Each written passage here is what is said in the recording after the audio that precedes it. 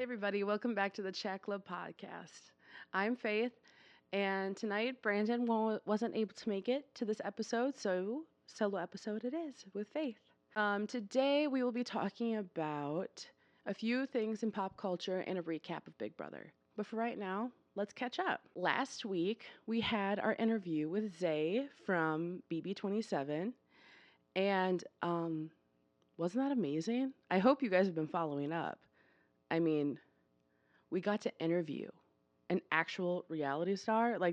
I'm still trying to wrap my brain around it. Everyone's been coming up to me asking, like, how'd you guys pull that off? And my answer immediately is Brandon. If you guys haven't, guessed by now, Brandon is truly the mastermind of this entire podcast.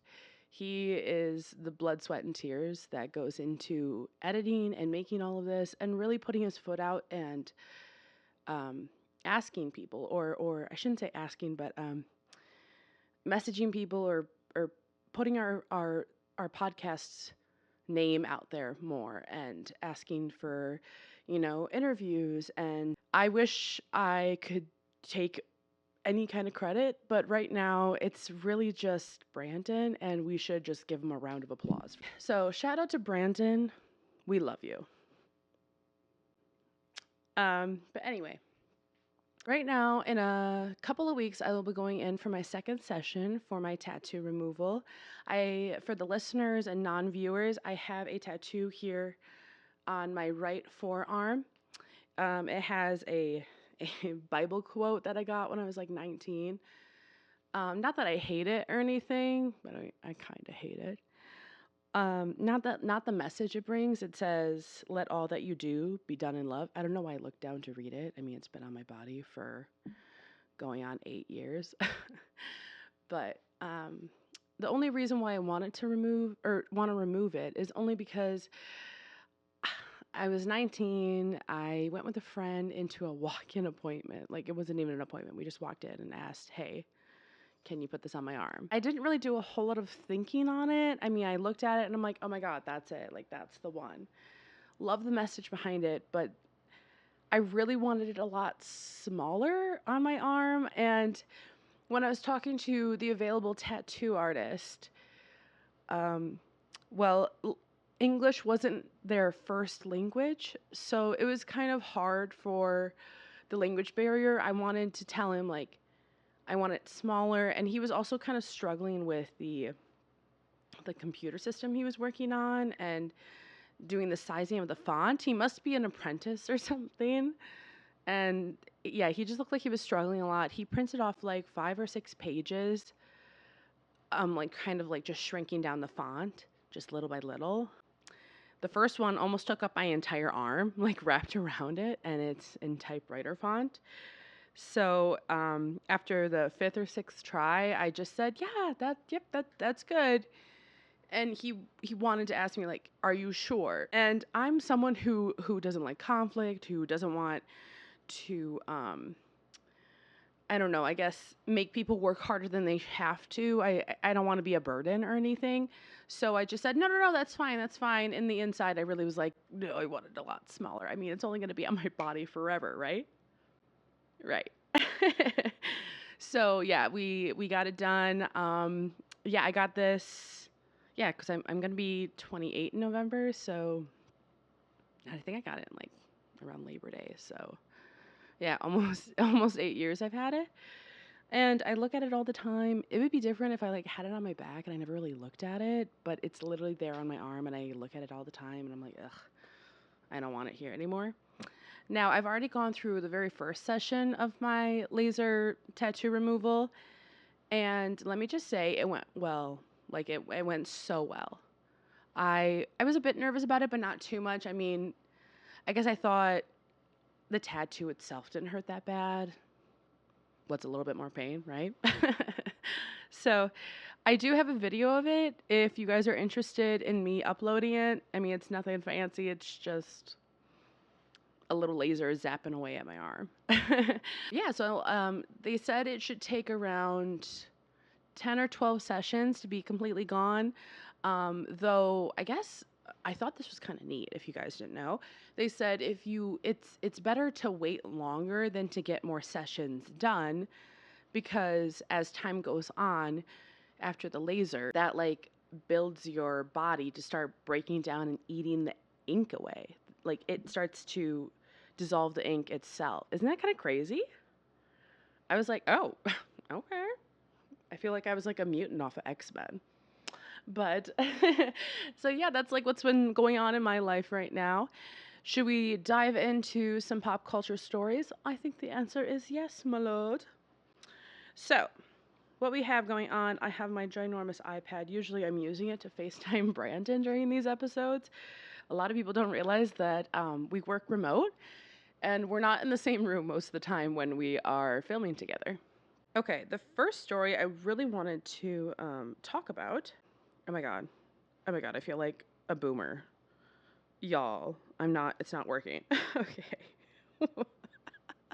Sorry. So the first story I really want to talk about is that Miley Cyrus announced that she really wants to do something special, quote, special for the 20th anniversary of Hannah Montana. It's about to be the 20-year anniversary in March. I mean, that's insane. I know. Trust me. I'm like, I want to design something really, really special for it because it really was the beginning of all of this that now sits here today. It really, without Hannah, there really wouldn't be this kind of this me that yes. It's so crazy to think too that I started as a character that I thought was going to be impossible to shed, and now that's something that when I walk into a space, it's looked at as this sense of kind of like nostalgia or something that you have from your childhood, but I've now been as kind of integrated into everyone's life as the character itself, so that's exciting to get to celebrate that. Way to put it. Now, I don't know if did I do a whole lot of research, a little bit. But I've been hearing like back and forth things of like what people think or suspect is going to happen. They think it might be like a Hannah Montana tour with only 25 and up people of age. So not 25 people, but only 25-year-olds and up who are allowed. And that's kind of caused a stir or a ruckus in some of the younger generations. Because Hannah Montana, in my opinion, is timeless. Like, it's fantastic. I still relate to it. I still quote it to this day, and I'm almost 30. With that being said, is that mature of me? I really don't give a shit, okay? Because I loved Hannah Montana. I was just telling my coworker today that when I was in 6th grade, so what is that, like 11, 12 years old, Hannah Montana was, I think it was like one of like the last seasons was playing, though I was a diehard Hannah Montana fan.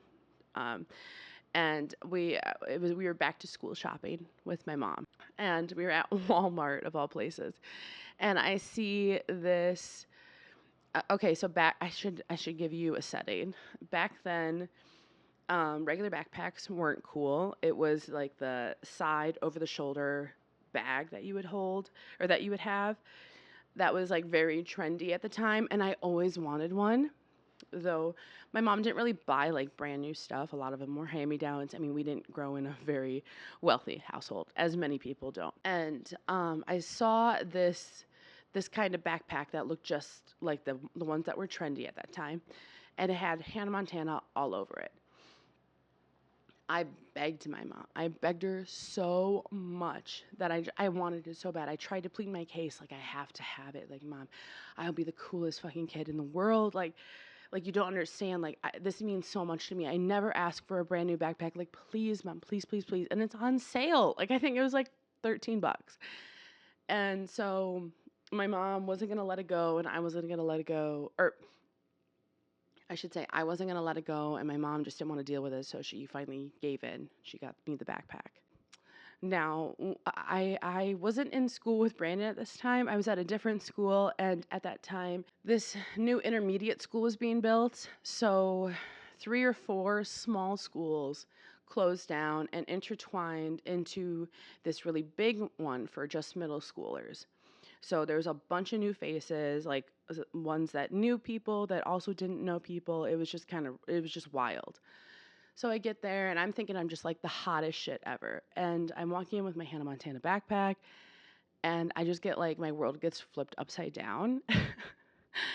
everyone bullies me so hard for having this Hannah Montana backpack. Like they're like putting me down left and right. Like what? Like how old are you? 8 years old?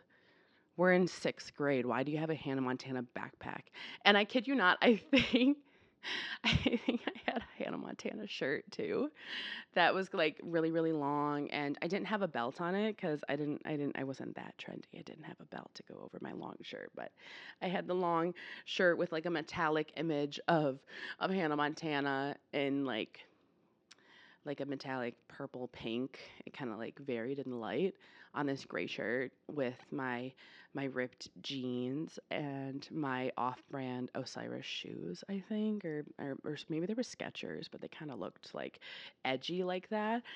And yeah, so I got a reality check that day. And I also had really bad acne. It did not Faith did not do well in 6th grade. So after the first few days, I came home and I was like crying to my mom, like, Mom, I can't have this backpack. Like everyone's bullying me, like they're telling me I'm a baby and blah blah blah. And well, my mom said, too fucking bad. You made a complete scene at Walmart and you wanted that backpack so bad. You're going to use it. I don't care. You're going to use it. So I think what I did is like I just always turned it around so the image of Hannah Montana was like facing my body and not like out into the public, though everyone still knew it's the Hannah Montana backpack that chick brought in with her Hannah Montana shirt. So yeah, I was definitely labeled a dweeb on day one. But I was only at that school for like a couple more years, and then I came back to my hometown of Partyville, and that's where I met Brandon. And honestly, he was just as much of a dweeb as I was, and I met my people. I found my people that connected with me. But anyway, so yeah, so Miley Cyrus is really planning on something big for Hannah Montana, and I'm really, really curious as to what it's going to be. She said it's going to be coming within the next year of 2026. Now, is it going to be happening right after the new year? I'm really fucking hoping so. But who knows? Oh, one more thing before we move on from this story. When people are saying that they were thinking that she was going to do a tour of Hannah Montana, Brandon and I talked about this in a few episodes, I think, before, that Miley Cyrus has admitted that she can't really do tours anymore because of her vocal strains. She's had really bad vocal pain if she overdoes it. Overdoes it? What the fuck am I trying to say? If she overdoes it too much, it becomes very painful for her. So I really don't think a Hannah Montana tour is like that's what's going to be happening. Maybe she'll just do a few shows in a few different cities. Like it might be just like a really short leg tour, but I don't think it'll be like a full on tour like most artists do. My second story I wanted to talk about was Katy Perry. Now, we did talk about her a few weeks ago, about her and Orlando splitting, and before that, her going to space and blah, blah, blah. Now, Katy Perry has been in the limelight for years, probably since like 2010. 2010 was her bitch. That was her year. She blossomed. She controlled all the best music. Like, I mean, at least in my opinion. That was I love 2010. I still listen to that like a playlist of that, like from time to time. Did I say like too many times? Probably. I don't have anyone else to talk to. So please don't bully me in any of the comments of wherever you're listening or watching this. Thanks. So Katy Perry has been spotted on, I don't know if it's romantic outings or just maybe some friendly luncheons, but with the previous Prime Minister of Canada, Justin Trudeau, something like that, Trudeau. But yes, the previous Prime Minister of Canada, for Christ's sakes. So, and it has now, I don't know how long Katy Perry and Orlando Bloom have been split, but I think Orlando himself has been tied to someone he's been seeing. So I really, really hope that Katy Perry isn't getting, slandered out there for seeing a guy, quote, too soon. It's no one's fucking business. I fucking hope she's seeing that guy. He's fucking hot. And he's probably way better than Orlando. Not that Orlando's not hot. I loved him in Pirates of the Caribbean, always. Yes, they've been spotted out in a few outings, and he's even come to some of her shows in Montreal, I think. One of Katy Perry's. And now, is she doing an Eras tour? I think so, but obviously she doesn't call it that. Um, I feel like Taylor Swift has really set the trend again. A lot of singers have been following in her footsteps and doing like all of their songs and different eras that they've been doing ever since she brought it up. Like Chris Brown's doing it right now. His is called the Breezy Bowl. I still want to go to that, though it's very expensive. So I probably won't get to. I'll just cry in my bed about it, like normal people. Another thing about Katy Perry is that Orlando Bloom has been in the public eye. He was made a big birthday post celebrating his and Katy Perry's daughter, Daisy. Now he posted a whole bunch of pictures, but one of them he was holding his daughter. You didn't see her face, but they were both on the beach, like they were about to go into the water, and he was holding her, but she was naked. But you really didn't see anything besides a bare butt, and he was holding her, and they were just gonna go into the ocean. Not my kid. I can't say anything, but for why she was naked, I do not know. I think, like, I mean, I've seen that before. Some parents are holding their naked kid while they go swimming, whatever.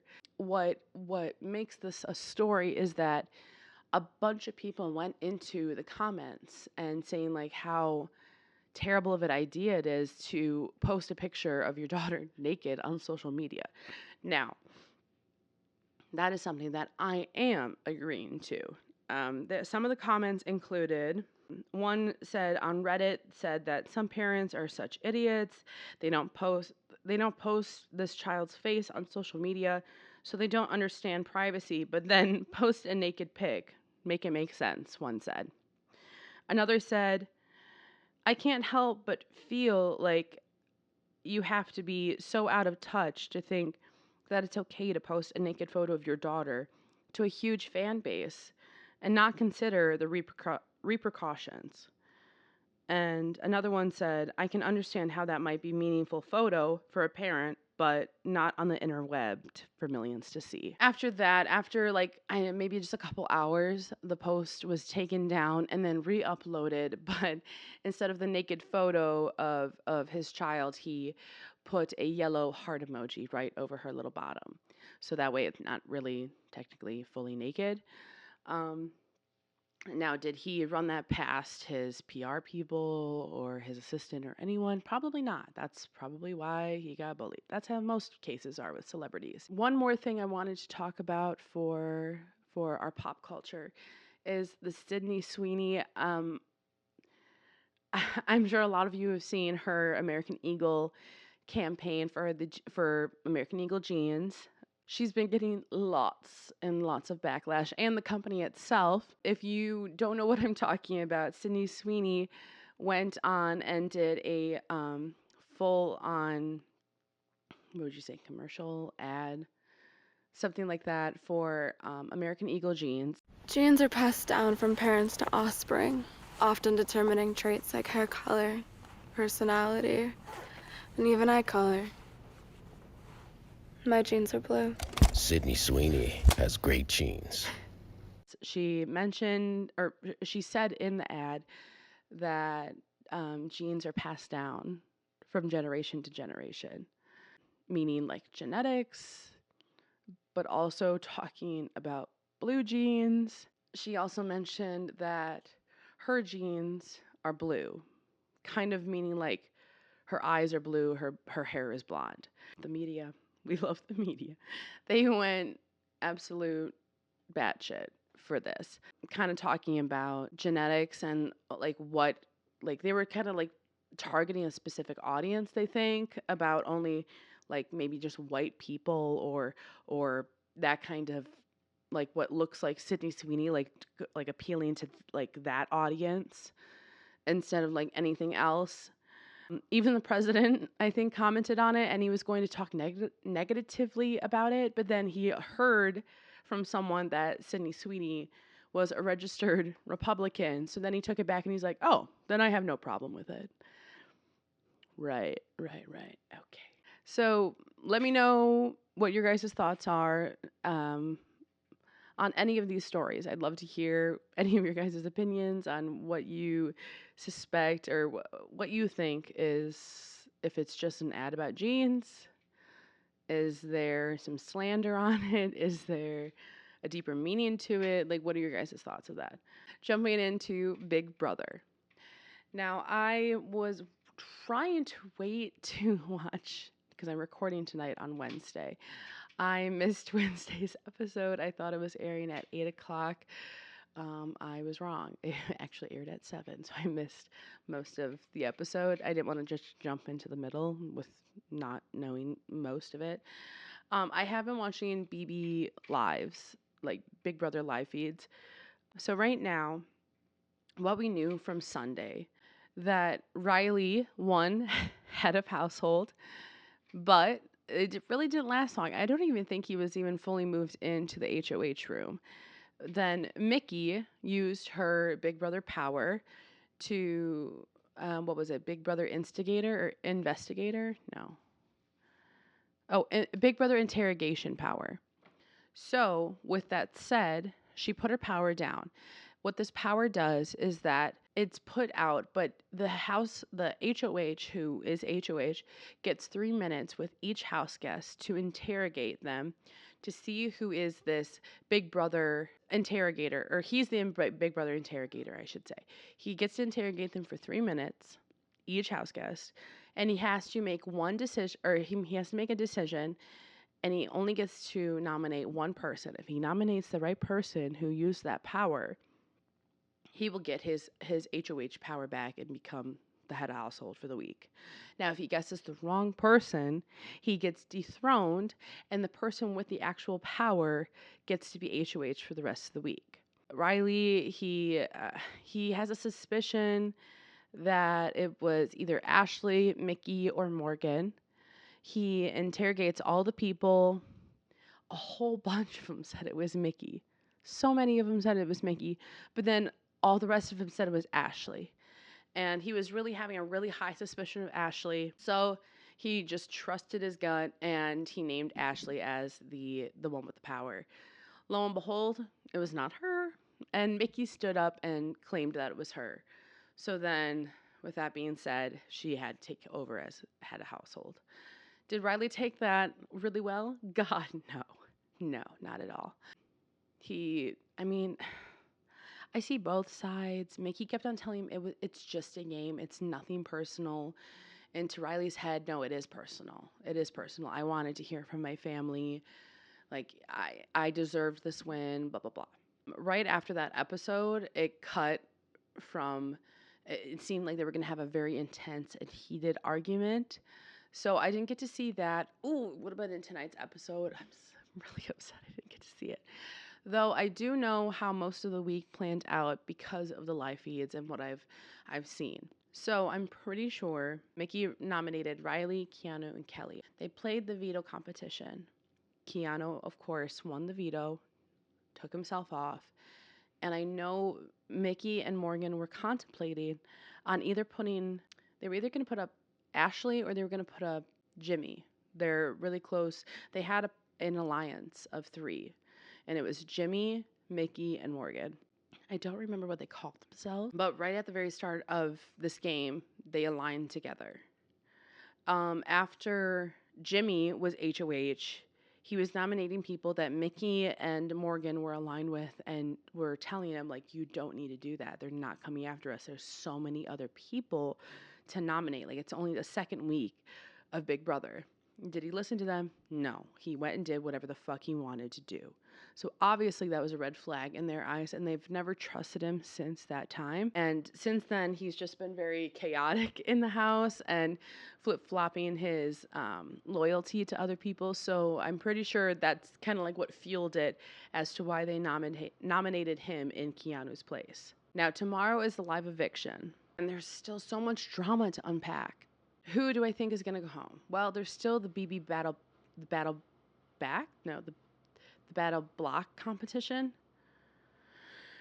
It used to be the AI arena. Now it's something else, but whatever. Anyway, Kelly's been winning them every fucking week. I'll be honest. I can't stand Kelly. Neither can the house. They can't win. They can't get this girl out. So I'm really hoping that Jimmy wins or Riley. Oh wow, I just sounded like a seal right there. Or or Riley wins.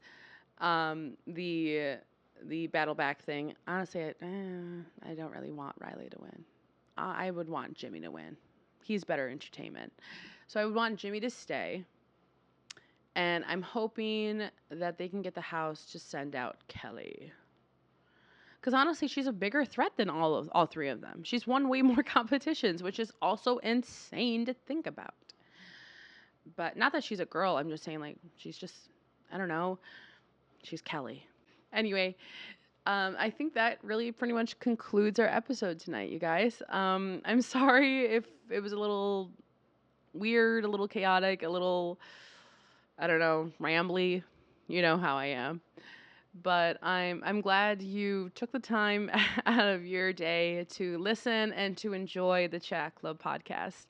It's been real, you guys. Thank you so much.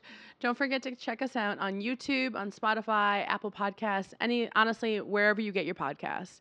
Please follow us, like us, share us, give us a thumbs up, like just kind of spread the word. We really appreciate all your guys' love and I don't know, all your guys' support. Thank you so much. Until we meet again, thank you. This is the Chat Club Podcast.